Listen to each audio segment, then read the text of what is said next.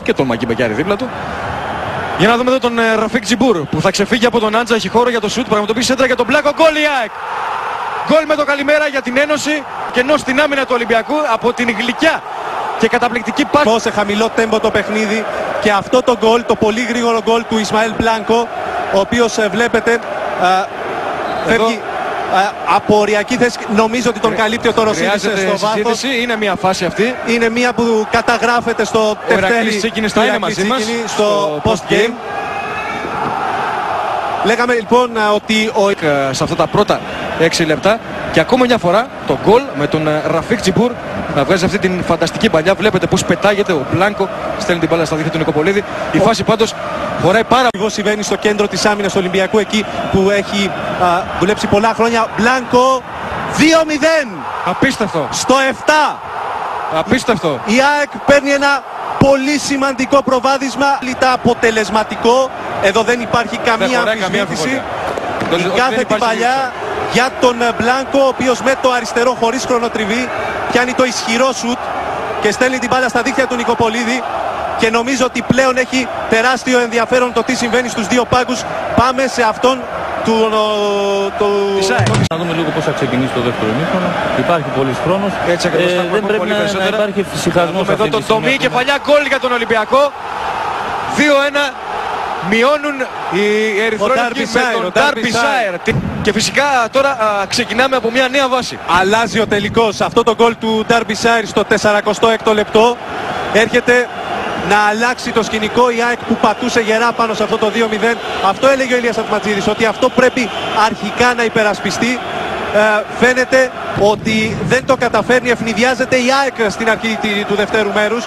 Στο πρώτο ημίχρονο ήταν ο Ολυμπιακός που ευνηδιάστηκε. Ο Κάκος υποχρεώθηκε. Να δούμε αυτό το φάουλ, Ηλία, με εκτελεστή τον Μπελούτσι. Διώχνει με συγκροθεί ο Σάχα, η μπάλα δεν φεύγει μέσα στην περιοχή της ΑΕΚ και καταλήγει στα δίκτυα.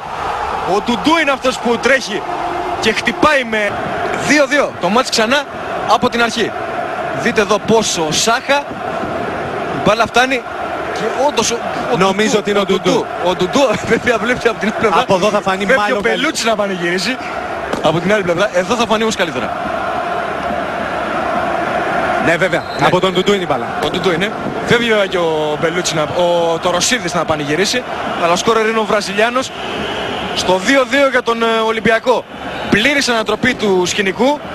Το πρώτο μήχρονο που ανήκε στην ΑΕΚ και επιβεβαιώθηκε με τα 2 γκολ του Μπλάνκο. Αλλάζει, έρχεται σειρά του Ολυμπιακού να είναι αυτός πρωταγωνιστής στην επανάληψη και με τα τέρματα των Ντέρμπισάιρ και Ντουντού που τον βλέπετε εδώ να πανηγυρίζει ξανά. Βλέπετε με τι πάθος πανηγυρίζει. Είναι εκείνος που ισοφαρίζει. 2-2 και τα εναπομείναντα 20 λεπτά πραγματικά τα περιμένουμε με πολύ μεγάλη αγωνία. Ένας πλούσιος για την ΑΕΚ με τον Ζεράλδο Άλβες να επαναφέρει προς τον Σκόκο που θέλει να μπει στην περιοχή. Ο Σκόκο που κρατά και πλασάρει. Καταπληκτικό! 3-2. Καταπληκτικό γκολ από τον Νάτσο Σκόκο. Απίστευτο γκολ. Που βάζει την ΑΕΚ μπροστά στο σκορ και γράφει το 3-2. Έχω ξαναδεί τουλάχιστον πάρα πολλά χρόνια τώρα. Δεν έχω ξαναδεί να πανηγυρίζουν έτσι στην ΑΕΚ γκολ. Εντάξει, είναι γκολ που δείχνει, αν δεν αλλάξει κάτι συνταρακτικό, δείχνει ότι οδηγεί τον τρόπο προς την ΑΕΚ. Ο Κυριάκος πανηγύρισε τόσο πολύ που παίρνει κάρτα κόκκινη, αποβάλλεται παρά το γεγονός ότι ήταν στον πάγκο. Σε αυτό που έλεγες νωρίτερα, που περιέγραφες δηλαδή όλες αυτές τις αντιδράσεις, Κυριάκος που έβγαλε και τον επίδεσμο από το χτυπημένο πόδι του και τώρα αποβάλλεται. Ήταν νομίζω μια φυσική κατάληξη. Το γκολ του Νάτσο Σκόκο εκτός από την πολύ. Τελευταίες προσπάθειες του Ολυμπιακού τώρα. Ο Άτζα στην κεφαλιά, ο Ντάρμπισάιρ, 3-3! Απίστευτο! Φοβερός τελικός! Καταπληκτικό μάτς, κυρίες και κύριοι, που παρακολουθείτε. Ο Ντάρμπισάιρ έχει και πάλι να πει την τελευταία λέξη με τον Ντάρμπισάιρ να φέρνει το παιχνίδι και πάλι στα ίσα. Δείτε πώς. Αν είναι δυνατόν. Αν είναι πάλι δυνατόν. Εκεί έρχεται ο Άγγελος για να στείλει την μπάλα στα δίκτυα. Απίστευτο παιχνίδι. Απίστευτο παιχνίδι το οποίο κάποιοι επιλέγουν να μην απολαύσουν.